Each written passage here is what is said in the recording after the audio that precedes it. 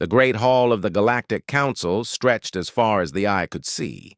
Massive columns of crystalline metal reached toward a ceiling that seemed to touch the stars themselves.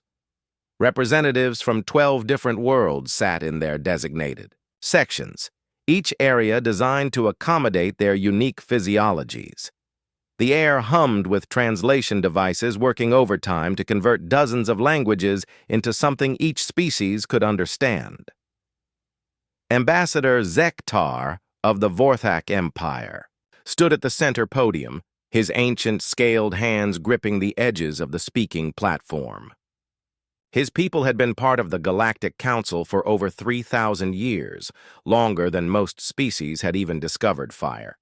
Today, his yellow eyes held a worry that made even the most seasoned diplomats lean forward in their seats.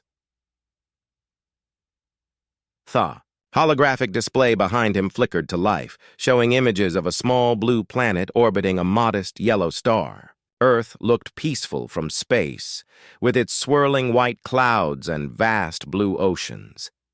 Nothing about it suggested the kind of danger that had brought Zektar before the Council in emergency session.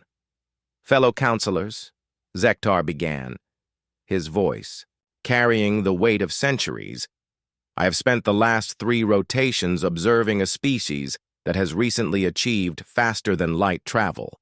They call themselves humans, and they inhabit the 3rd planet of a system they name Sol." A few representatives shifted in their seats. New species achieved spaceflight regularly, and most followed predictable patterns of development. First came basic space travel, then careful exploration of nearby systems, followed by tentative contact with established galactic civilizations. It was a process that typically took several thousand years from first flight to galactic integration. Zektar activated another hologram, this one showing a human male in what appeared to be a military uniform. The figure had short brown hair, determined eyes, and wore insignia that marked him as a commander of some kind. "This is Jake Morrison, captain of their exploration vessel called USS Endeavor," Zektar continued. "3 months ago, one of our scouting ships encountered his vessel near the edge of their system. What happened next defies everything we know about newly spacefaring civilizations." The assembled representatives watched as the hologram showed the human ship approaching the much larger Vorthak scout vessel. Standard protocol would have been for the primitive species to either flee in terror or attempt some form of primitive communication. Instead, something entirely different occurred. "Commander Morrison did not run from our superior technology," Zektar explained. "He did not grovel or beg for mercy as most young species do when faced with obviously advanced civilizations. Instead, he hailed our ship and requested permission to come aboard for what he called a friendly chat." A ripple of amusement went through parts of the assembly. The idea of a primitive species wanting to casually visit an advanced vessel was almost comical. Several representatives from the militaristic Korvaxi Empire chittered what passed for laughter among their kind. Zektar's expression grew more serious. Our ship's captain, thinking this would be an easy first contact, agreed. He expected to meet a simple creature who would be awed by our technology and eager to please. What he found instead was a being who examined our universal translator, declared it pretty neat but inefficient, and proceeded to build a better one using spare parts from his own ship. The laughter died away. Universal translators were complex devices that took Vorthak engineers months to properly calibrate. The idea that a primitive being could improve on their design in a matter of hours was disturbing. "In 2 hours and 17 minutes, Zektar continued, using nothing but components he carried in what he called his toolkit, Commander Morrison created a translation device that was not only more accurate than ours but could handle over 300 languages simultaneously. Our best models can barely manage 50. The Nexari Collective Representative, a being of pure energy contained within a crystalline form, pulsed with what might have been concern. The Nexari prided themselves on their technological superiority, and the idea of a primitive species outpacing their development was clearly troubling. Zektar activated more holograms, showing various human activities his scouts had observed. Humans working together to solve problems that would have taken other species much longer. Human settlements that seemed to thrive in environments that would challenge even established galactic civilizations. Human ships that appeared crude but functioned with surprising efficiency. They do not behave like other young species, Zektar warned. Most civilizations take millennia to develop the cooperative instincts necessary for large-scale space exploration. Humans achieved this in mere centuries. Most species wage war with careful calculation and established doctrine. Humans fight with creativity that borders on madness. He showed images of human historical conflicts, battles where smaller forces defeated larger ones through tactics that defied conventional military wisdom. Humans who refused to surrender even when faced with impossible odds. Humans who would charge into danger to save complete strangers from other species. But most disturbing of all, Zektar said, his voice dropping to barely above a whisper, is their adaptability. We have observed human colonies thriving on worlds that would kill most of us within days. They do not simply survive in hostile environments. They find ways to make those environments work for them. The council chamber fell silent. This was not the typical report of a newly contacted species. This sounded more like a warning about a potential threat. Zektar looked around the great hall, making eye contact with as many representatives as possible. I have lived for over 800 of your standard years. I have seen the rise and fall of civilizations. I have witnessed the first contact with over 40 different species. None of them concerns me the way humans do. He paused, letting his words sink in before continuing. I am not suggesting we fear them or treat them as enemies. I am suggesting we treat them with the respect due to equals, perhaps even superiors in some areas. Humans pack bond with other species as easily as with their own kind. They show loyalty that extends beyond logic. They refuse to abandon their wounded or their allies, even when retreat would be the sensible choice. The representative from the Korvaxi Empire, General Vexron, finally spoke up. His voice was harsh and guttural, filtered through his species' translation device. You speak of these humans as if they were some kind of galactic threat. They are a single planet with primitive technology. Their largest ships are smaller than our scout vessels. Other voices joined in agreement. The technologically advanced Nexari Collective dismissed humans as insignificant compared to their computational abilities. The trade-focused Merchant Guild of Thalos saw only a new source of resources and potential slave labor. Zektar raised his hands for silence. You misunderstand my purpose here today. I do not warn you about human military might or their technology. I warn you about their spirit. I warn you about their tendency to turn disadvantages into advantages. I warn you about their refusal to accept defeat. He activated one final hologram, showing Commander Morrison again, this time shaking hands with the Vorthak captain after their successful first contact. Both beings were smiling, a gesture that seemed universal across species. Look at this image, Zektar said. Morrison had every reason to be intimidated. Our ship was 100 times larger than his. Our technology was obviously superior. Our weapons could have destroyed his vessel without effort. Yet he approaches us as an equal, with confidence and genuine curiosity. This is not the behavior of a primitive species. This is the behavior of a species that believes it belongs among the stars. As the session ended and representatives began, filing out of the great hall, 3 groups lingered behind, deep in whispered conversations. The Korvaxi Empire saw opportunity for quick conquest. The Nexari Collective calculated easy technological domination. The Merchant Guild of Thalos planned economic subjugation. All 3 had heard Zektar's warning. All 3 chose to ignore it. They would soon learn that ignoring a warning about humans always came with a price.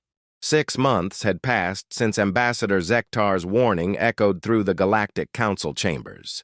General Vexaron of the Korvaxi Empire stood on the command bridge of his flagship, watching the blue marble of New Denver grow larger on the view screen. His fleet of 200 warships stretched out behind him like a metallic constellation, each vessel bristling with weapons that could level entire cities. The Korvaxi had built their empire on military conquest. For over 2 millennia, they had swept across star systems, crushing resistance with overwhelming force and superior firepower. Their battle doctrine was simple and effective. Strike hard, strike fast, and accept nothing less than total surrender. It had never failed them before.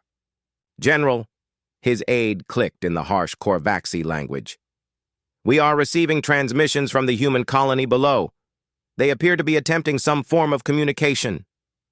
Vexaron's mandibles clicked in what passed for amusement among his species. "Patch it through. Let us hear what these primitives have to say before we begin their conquest." The view screen flickered, and suddenly they were looking at a human female with short blonde hair and determined blue eyes. She wore simple civilian clothing, but her posture suggested authority. Behind her, other humans moved with purpose, carrying equipment and supplies. "This is Mayor Lisa Parker of New Denver Colony," the woman said, her voice steady despite the massive fleet hanging over her world. "I assume you're here for conquest, given the size of your force. Before you begin whatever you have planned, I want you to know that we won't make it easy for you." Vexaron's aide translated quickly, though the universal translator made most of the conversation clear. The general found himself oddly impressed by the human's directness. Most species begged or tried to negotiate when faced with certain defeat. "Human," Vexaron replied, his voice booming through the communication system, "you face the might of the Korvaxi Empire. We have conquered over 300 worlds. Surrender now, and your deaths will be swift." Lisa Parker smiled, an expression that somehow managed to be both friendly and threatening at the same time. "General, I appreciate the offer, but we're going to have to decline. You see, my grandfather once told me that the only way to deal with bullies is to punch them in the nose. We might not have fancy warships, but we've got something you probably didn't count on." "And what might that be?" Vexaron asked, genuinely curious despite himself. "Stubbornness," Lisa replied, and cut the transmission. The Korvaxi invasion began at dawn. Massive troop transports descended from the sky like metal, thunderclouds, disgorging thousands of heavily armed soldiers onto the surface of New Denver. The general expected the human resistance to collapse within hours. After all, what could a civilian population do against professional warriors? What they encountered instead was unlike anything in Korvaxi military experience. The humans didn't line up in neat formations to be slaughtered. They didn't retreat to fortified positions and wait for siege. Instead, they turned their entire colony into a weapon. Mining crews led by a burly human named Carl Weber had spent the night rigging explosive charges throughout the main settlement. When Korvaxi ground forces advanced down what they thought were streets, they found themselves walking into carefully prepared kill zones. Construction mechs operated by civilian workers became improvised tanks, their industrial tools converted into weapons with frightening efficiency. Lisa Parker herself led a group of colonists using farming equipment as artillery. Fertilizer spreaders became chemical weapon dispensers. Crop dusters dropped homemade explosives with surgical precision. Even the children contributed using their knowledge of the colony's layout to guide adult fighters through maintenance, tunnels, and hidden passages. But it was the human refusal to follow standard military doctrine that truly confounded the Korvaxi forces. Where alien armies would retreat when flanked, humans would charge directly into enemy positions. Where logic dictated surrender when outnumbered, humans would find ways to even the odds through pure creativity. The battle raged for 6 days. The Korvaxi, despite their overwhelming numerical and technological advantage, found themselves bogged down in brutal urban warfare against an enemy that refused to behave predictably.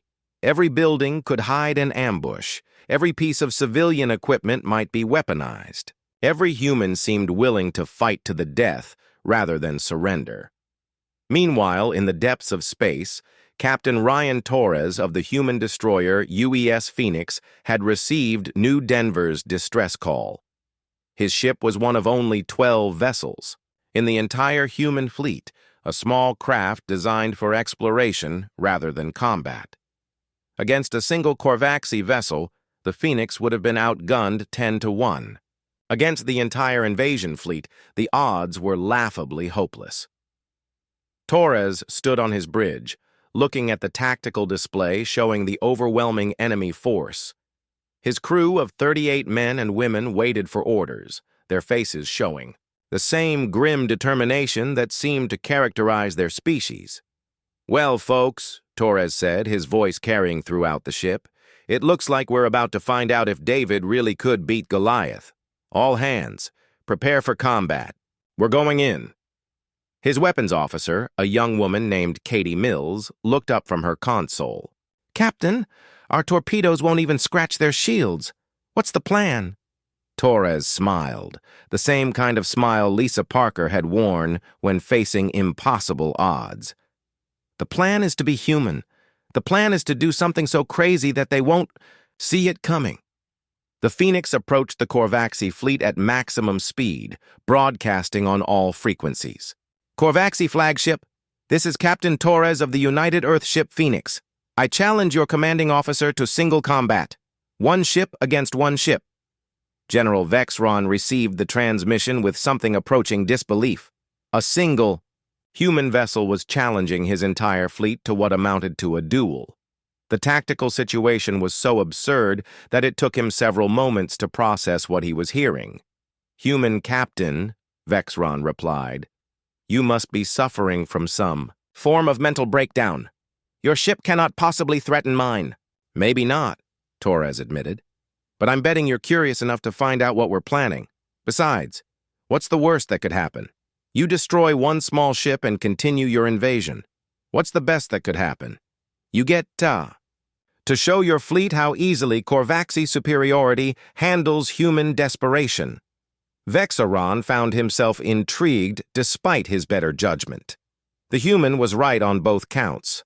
Destroying the Phoenix would take mere minutes, and it would serve as an excellent demonstration to any other human forces that might be watching. "Very well, human. I accept your challenge." What followed became known in human military history as the Miracle of Sector 7. The Phoenix, outnumbered and outgunned by impossible margins, engaged the Korvaxi flagship in what should have been a brief and one-sided slaughter.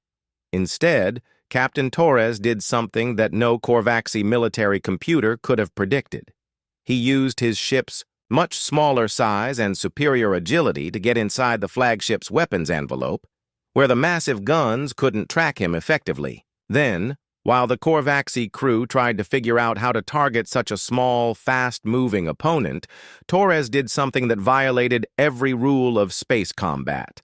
He rammed his ship directly into the flagship's main weapon array. The collision should have destroyed both vessels. Instead, Torres had calculated the impact to perfection, using the Phoenix's shields and hull to absorb just enough damage to survive while crippling the enemy's primary armament. At the exact moment of impact, he fired every torpedo his ship carried directly into the breach his ramming attack had created. The resulting explosion tore through the flagship's main gun deck, setting off secondary explosions that rippled through the massive vessel's hull. Emergency klaxons wailed as atmosphere vented into space and power systems failed throughout the ship. General Vexron found himself thrown to the deck of his own bridge, watching in horror as his mighty flagship limped away from combat with a human vessel a fraction of its size. The Phoenix, though heavily damaged, remained operational and ready for another engagement. The psychological impact on the Korvaxi fleet was immediate and devastating. If a single human ship could cripple their flagship, what could an entire human fleet accomplish? Panic spread through the invasion force as ship after ship reported system failures and requests to withdraw. On the surface of New Denver, the Korvaxi, Ground forces received word of their flagship's humiliation at exactly the moment Lisa Parker's civilian defenders launched their final coordinated assault. The combination of military defeat and the humans' refusal to accept surrender broke the Korvaxi resolve completely. Within hours, the invasion fleet was retreating from human space, carrying with them a hard-learned lesson about the dangers of underestimating a species that turned desperation into victory and impossible odds into tactical advantages. General Vexron, nursing his wounds in the medical bay of his crippled flagship, finally understood what Ambassador Zektar had tried to warn them about. Humans didn't fight like other species. They fought like humans, and that made all the difference. The prime algorithm of the Nexari Collective processed data streams from 17 different star systems simultaneously, its crystalline matrix humming with computational power that could simulate entire galactic economies in microseconds. For 800 years, the Nexari had built their civilization on the absolute certainty of mathematical truth. Every decision was calculated, every outcome predicted, every variable accounted for with perfect precision. News of the Korvaxi defeat had reached Nexari space within days of the New Denver battle. The prime algorithm had immediately begun analyzing the conflict data, seeking to understand how a primitive species had overcome superior military force. The calculations were complex, but the conclusion was clear. The Korvaxi had failed due to their reliance on brute force tactics rather than intelligent strategy. The Nexari would not make the same mistake. Standing before the massive crystalline form that housed the prime algorithm, Commander Thexnall received his orders through direct neural interface. The sensation was like having pure logic poured directly into his consciousness, each instruction perfectly clear and absolutely certain. The human threat probability has been recalculated. The algorithm's voice resonated through the chamber, without need for speakers. Previous assessment of 0.3% has been revised to 0.7%. Still negligible, but requiring attention to prevent potential system disruption. Thexnall nodded, his own enhanced neural implants allowing him to process the vast amounts of data the algorithm was sharing. Images flowed through his mind. Human ships, human colonies, human communication networks, all of it looked surprisingly primitive compared to Nexari technology. "What are your recommended actions?" he asked. "Technological dominance through network. Infiltration," came the immediate reply.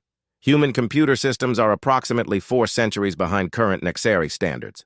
Their networks lack proper encryption, their firewalls are elementary, and their artificial intelligence programs are barely worthy of the name. Complete system override should be achievable within 6 standard hours." The plan was elegant in its simplicity. Rather than engaging in costly military action like the Korvaxi, the Nexari would simply take control of every human computer system simultaneously. Transportation networks would shut down. Communication systems would go dark. Life support systems on space stations would fail. Faced with complete technological collapse, the humans would have no choice but to surrender. The prime algorithm had identified Earth as the primary target. With their homeworld's infrastructure crippled, human colonies would be cut off and helpless. The entire species could be brought under Nexari control without firing a single shot. What the algorithm had not accounted for was Sergeant Alex Chen sat in the cybersecurity center of the Earth Defense Command, surrounded by banks of computers that looked ancient compared to Nexari technology. His workstation was a collection of repurposed civilian equipment, military, hardware, and components he had built himself during off-duty hours. To Nexari observers, it would have appeared laughably primitive. The 28-year-old sergeant had grown up in a family of chess players and puzzle enthusiasts. His grandmother had taught him to think 3 moves ahead in every game. His younger sister had introduced him to complex strategy video games that required managing dozens of variables simultaneously. His military training had shown him how to apply those skills to network security. but it was his work on experimental AI countermeasures that made him uniquely dangerous to the Nexari approach. Chen had been developing what he called chaos protocols, defensive systems that deliberately introduced randomness and unpredictability into network responses. While Nexari systems relied on logical prediction and systematic infiltration, Chen's programs were designed to behave irrationally. The attack began at 0347 hours Earth Standard Time. Nexari infiltration programs, elegant constructs of pure logic, began probing human network defenses around the globe. They expected to encounter standard firewalls and security protocols that could be systematically bypassed through calculated approaches. Instead, they met Chen's chaos protocols. Lieutenant Karen Roberts was monitoring the night shift at Space Station Olympus when every screen in the command center suddenly flickered with strange symbols. "Chen, are you seeing this?" she called over the communication link to Earth. "Oh, I'm seeing it all right," Chen replied, his fingers flying over his keyboard as data streams cascaded across multiple monitors. "The Nexari just walked into our digital playground. Let's show them how humans play games." What the Prime algorithm encountered was unlike anything in its vast database of infiltration scenarios. Human defensive systems didn't respond logically to probing attacks. Instead of following predictable security protocols, they seemed to learn and adapt in real time, creating new defensive measures that had never existed before. Chen's programs had been inspired by his grandmother's chess strategies and his sister's gaming tactics, but they incorporated something uniquely human: the ability to make creative leaps that defied logical prediction. When Nexari programs tried to infiltrate communication networks, they found themselves redirected through entertainment systems that began broadcasting human music at maximum volume.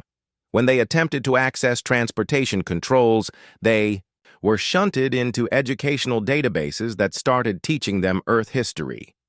But the real surprise came when Chen's defensive system stopped simply blocking the intrusion and began following the data streams back to their source. "Karen, you need to see this," Chen said, excitement creeping into his voice.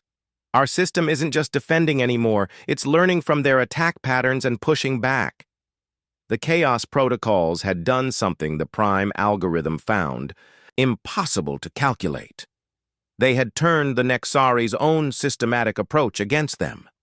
Every probe sent into human networks provided Chen's system with more information about Nexari technology. Every attempted infiltration became a pathway for human counterprograms to travel back toward Nexari space.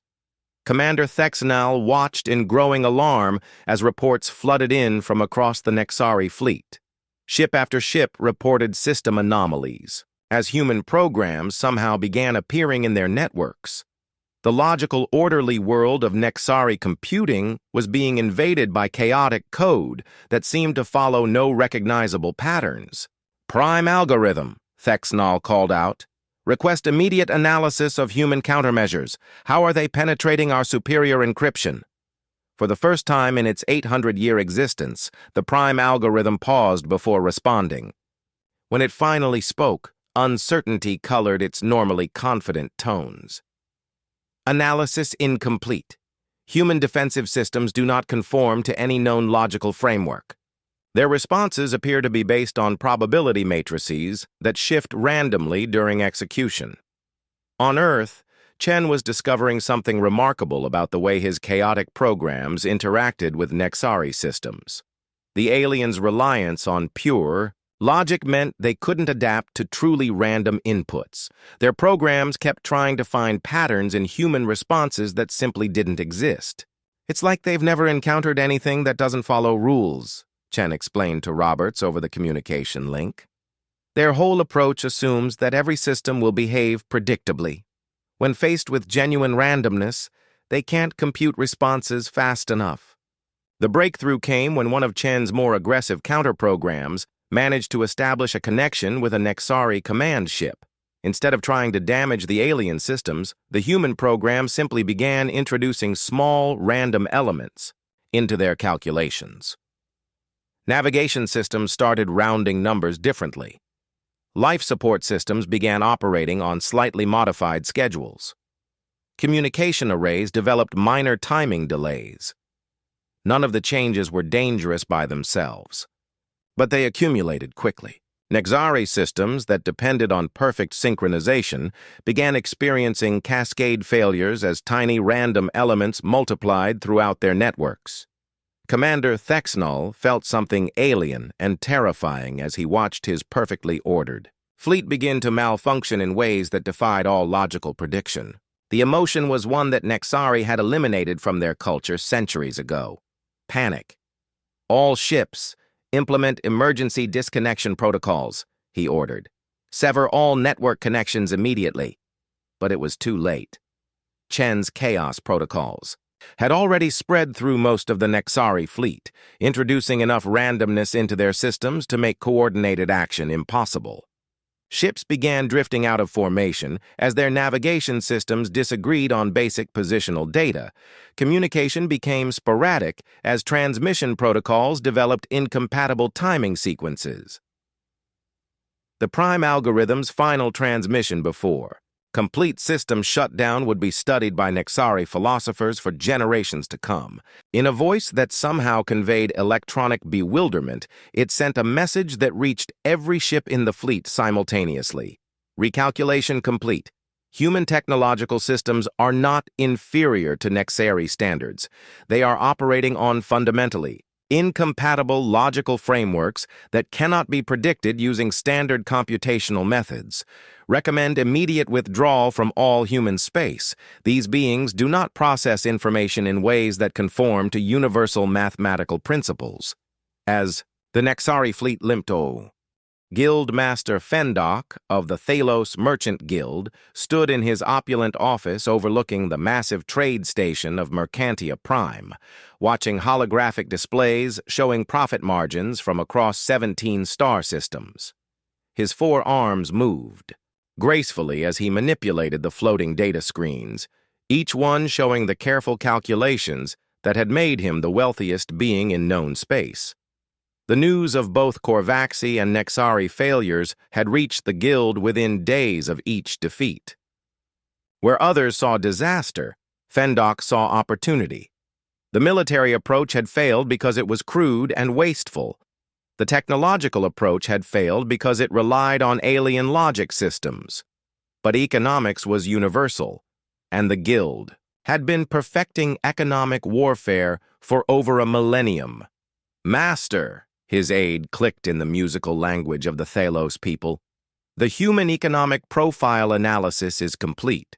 Shall I display the results? Fendok's eye stalks swiveled toward the presentation area as holographic charts filled the air around him. The data was comprehensive. Human trade routes, resource dependencies, agricultural outputs, manufacturing capabilities, and population centers. Every piece of information had been gathered by Guild intelligence networks over the past year. Fascinating, Fendok mused, studying the displays with the calculating gaze of a predator examining prey. These humans have built their expansion on remarkably fragile supply chains. Their colonies depend entirely on regular shipments from their homeworld and each other. Cut those supply lines, and they will face starvation within months. The plan was elegant and had worked on dozens of other species.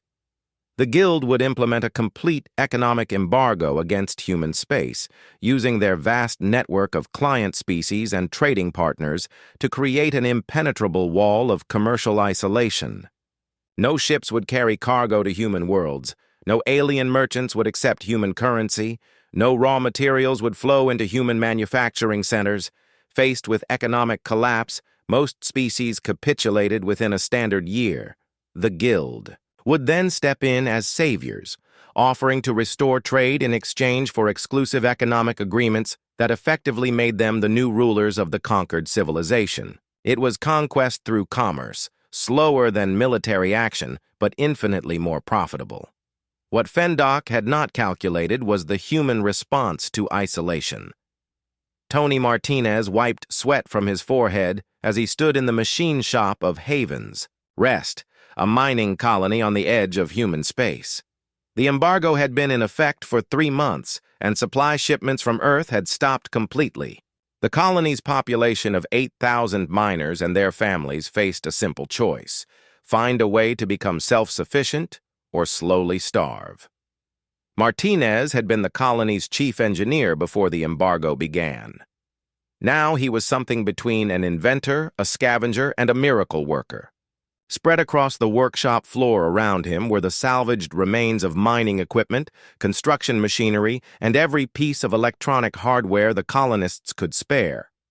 "Tony," called Betty Johnson from the doorway, "how's the communication?" "Array coming along? We need to coordinate with the other colonies if this crazy plan of yours is going to work." Betty had arrived on Haven's Rest as a simple farmer, planning to grow food crops for the mining operation. When trade routes shut down, she had become the colony's agricultural engineer, developing new growing techniques that could feed their population using only local resources. "Give me another 2 days," Martinez replied, not looking up from the tangle of wires and circuits he was assembling. "I think I've figured out how to boost the signal strength enough to reach the gamma sector colonies. The trick is using the mining equipment's industrial transmitters as amplifiers." What Martinez was attempting had never been done before by any species. He was building a faster-than-light communication array using nothing but salvaged mining equipment and pure human ingenuity. The theoretical framework existed in human science, but no one had ever tried to construct such a device without proper components and facilities. "You know this is impossible, right?" Betty asked, but her tone was hopeful rather than discouraging.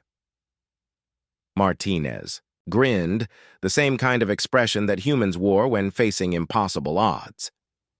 "Betty, 6 months ago I was fixing broken ore processors. Now I'm trying to build interstellar communication equipment out of spare parts. If this works, I'm going to demand a raise." Across human space, similar scenes were playing out on dozens of colonies. The Guild's embargo, designed to crush human expansion through economic pressure, had instead triggered something unprecedented: rapid innovation born of necessity. On the agricultural world of Green Valley, Betty Johnson's counterpart was a woman named Carol Swift, who had been growing food for export before the embargo began. Faced with feeding her colony using only local resources, Swift began experimenting with crop modifications that would have taken agricultural corporations years to develop. "The soil here was never meant to support Earth crops," Swift explained to her assistant as they walked through experimental fields that stretched to the horizon. "But my grandfather used to tell stories about victory gardens during the old wars, how people learned to grow food anywhere out of pure necessity." Swift's breakthrough came when she remembered those stories and began treating agriculture like a survival challenge rather than a commercial enterprise. She developed hybrid crops that could grow in previously unusable soil, created fertilizers from local organic waste, and established growing cycles that produced 3 harvests where there had been one before. The communication breakthrough came on a Tuesday morning when Martinez's improvised array finally achieved stable, faster-than-light transmission. The first message he sent reached 12 human colonies simultaneously, and the response was immediate and overwhelming. "This is Captain Steve Powell of the merchant vessel Free Trader," came the first reply. "We've been dodging guild patrols for 2 months, carrying supplies between human worlds. If you've got that communication array working, we can coordinate a proper trade network." Powell had been a legitimate interstellar merchant before the embargo, carrying cargo between human colonies and alien trading posts. When the guild shut down all official trade routes, he had made a choice that was becoming typical of human responses to impossible situations. He ignored the rules and did what needed to be done anyway. "Free Trader, this is Haven's Rest," Martinez replied, hardly believing his improvised system was actually working. "We've got refined metals and rare earth elements to trade. What do you need?" "Medical supplies and manufacturing components," Powell answered. "But more importantly, I've got a list of 17 other colonies that are ready to start trading with each other directly. The Guild thinks they can starve us into submission, but they don't understand what happens when you back humans into a corner. Within weeks, an entire underground economy had emerged among human colonies. Ships like Powell's Free Trader began running regular routes between worlds, carrying not just goods but innovations and ideas. Martinez's communication design was shared with other colonies, who improved upon it and shared their modifications back. Carol Swift's agricultural techniques spread from world to world, allowing colonies to become food independent faster than anyone had thought possible. Other innovations followed: medical equipment built from mining tools, manufacturing processes that used locally available materials, and transportation systems that didn't rely on guild-controlled fuel supplies. Guildmaster Fendock received the first reports of human counter-activities with disbelief that gradually transformed into alarm. According to his intelligence networks, human colonies weren't collapsing under economic pressure. Instead, they were becoming more self-sufficient and economically independent than they had been before the embargo began. "Master," his aide reported, "we have confirmed reports of human vessels openly violating the embargo. Their ship called Free Trader has been spotted in 7 different systems, apparently coordinating trade between human colonies." Fendock's eye stalks twitched with agitation. 7 systems? How is one vessel avoiding our patrol fleets across such a wide area? The humans appear to be using unconventional flight paths that avoid our established monitoring positions, the aide explained. They are also sharing navigation data between vessels in ways our economists did not predict. More disturbing reports followed. Human colonies were not only trading with each other, but had begun offering goods and services to other species at prices significantly lower than guild rates. The quality was often superior to guild standards, and human merchants showed a flexibility in business practices that the highly regulated guild system couldn't match.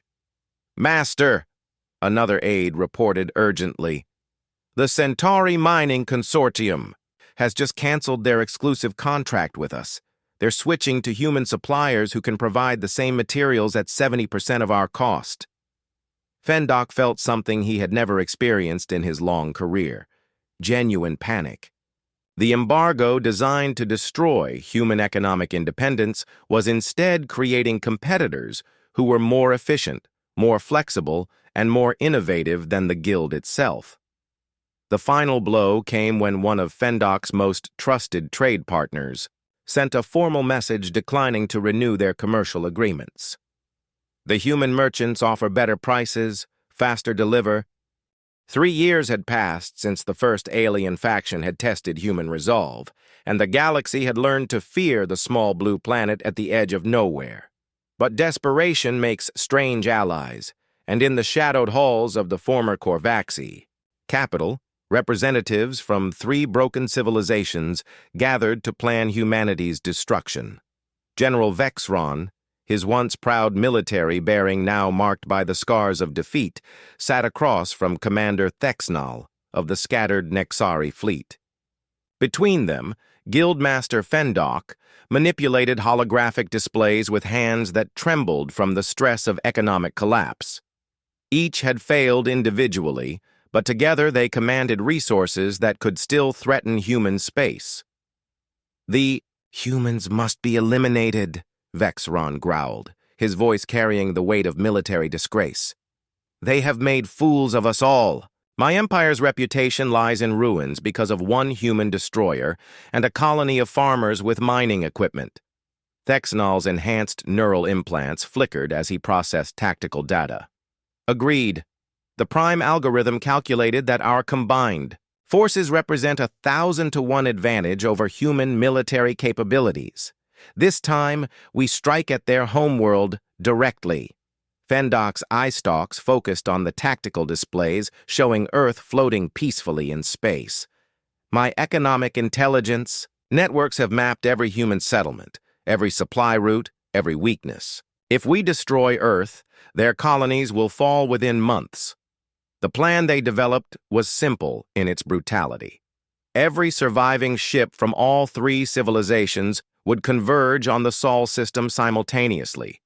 Over 2,000 vessels would emerge from hyperspace around Earth, overwhelming human defenses through sheer numbers. This time, there would be no clever tactics, no unexpected innovations, no human surprises. This time, it would be annihilation. Admiral Helen Foster stood on the bridge of the flagship UES Defiance, watching long-range sensors track the approaching alien armada. At 55 years old, she had spent her entire career preparing for a moment like this, though she had never imagined facing odds quite so overwhelming. "Admiral," reported her tactical officer, "enemy fleet size is confirmed at 2,047 vessels. Our entire fleet consists of 38 ships." Foster nodded calmly, though inside she felt the familiar mixture of fear and determination that seemed to define the human response to impossible situations. "Signal all ships. Prepare for Operation Solar Storm." What the alien alliance didn't know was that humanity had spent the 3 years since first contact preparing for exactly this scenario. The lessons learned from each previous encounter had been studied, analyzed, and incorporated into a defense plan that was audacious even by human standards. Engineer Paul Harrison floated in zero gravity near Jupiter's largest moon, making final adjustments to a device that looked like it belonged in a science fiction story rather than reality. The gravitational disruptor was his design, based on theoretical physics that most alien civilizations considered impossible to implement. "Control, this is Harrison," he reported over the communication system. "Gravitational mines are in position around Jupiter's orbit. When that alien fleet drops out of hyperspace, they're going to find that the laws of physics have some surprises waiting for them." Dr. Susan Lee monitored solar activity from a research station positioned between Earth and the Sun. Her calculations had predicted a massive solar flare that would peak just as the alien fleet arrived. What she hadn't told anyone except Admiral Foster was that the flare wasn't natural. It was being artificially triggered by human technology. "Admiral," Lee's voice crackled over the communication system. "Solar amplification array is ready. When I give the signal, our star is going to become a weapon." The alien fleet emerged from hyperspace exactly where human intelligence had predicted they would, spreading out in a vast formation that could have conquered most civilized worlds through intimidation alone. General Vexron watched Earth growing, larger on his view screen, and felt satisfaction for the first time since his defeat at New Denver. "All ships, maintain formation," he commanded. "Today we prove that human tricks cannot overcome superior numbers and firepower." What happened next would be studied by military historians for centuries. The human fleet, pathetically outnumbered, began what appeared to be a desperate charge directly toward the center of the alien formation. Admiral Foster's flagship led the way, followed by every human vessel in a tight formation that suggested either incredible bravery or complete madness. Captain Rob Mitchell commanded a squadron of human fighters that looked like toys compared to the massive alien vessels.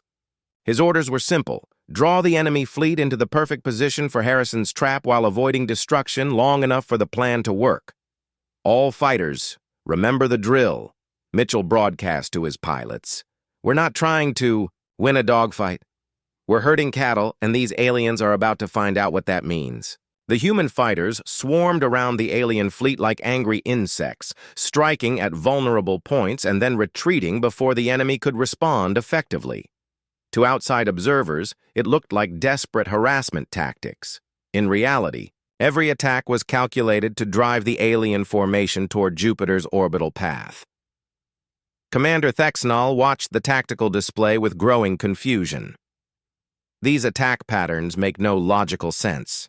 The humans are wasting their numerical advantage by spreading their forces across too wide an area. He was still trying to calculate human intentions when Paul Harrison activated the gravitational disruptors hidden among Jupiter's moons.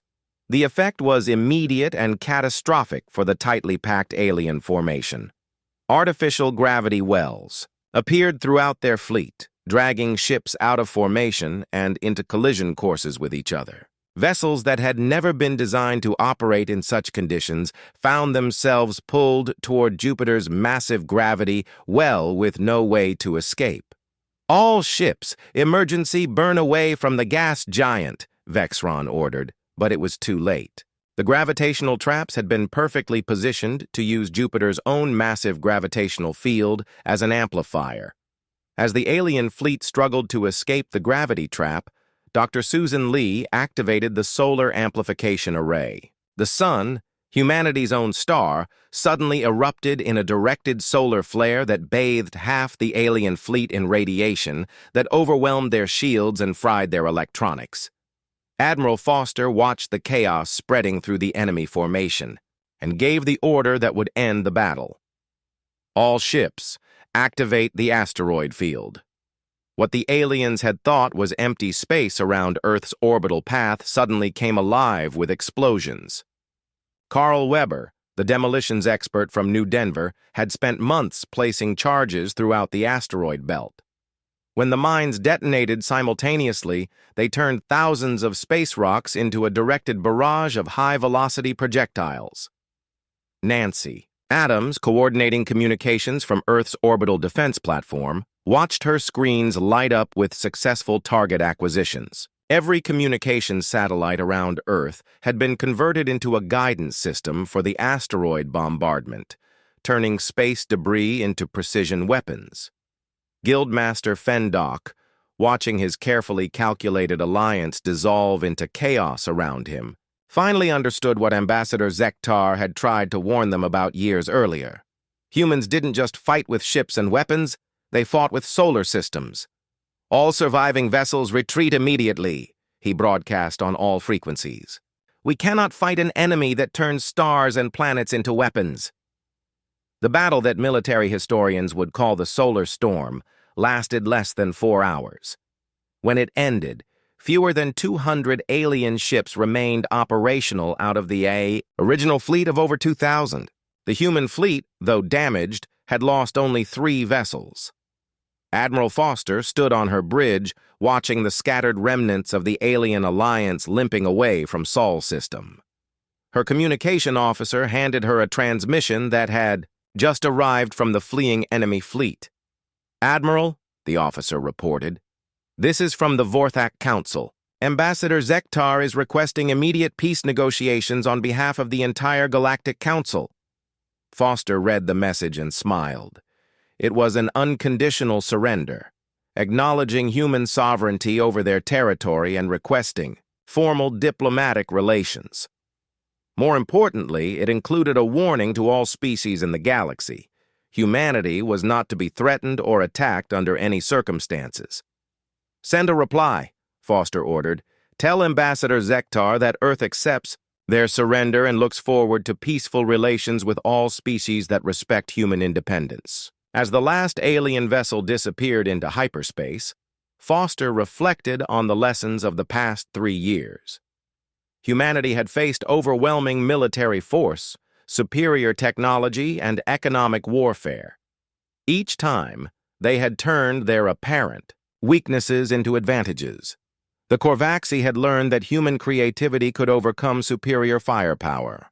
The Nexari had discovered that human chaos could defeat perfect logic. The Merchant Guild had found that human determination could turn isolation into independence. Now the entire galaxy knew the ultimate truth about humanity. They were not just another species to be conquered or controlled. They were the species that turned disadvantages into weapons, that made allies of their enemies, and that refused to accept defeat under any circumstance.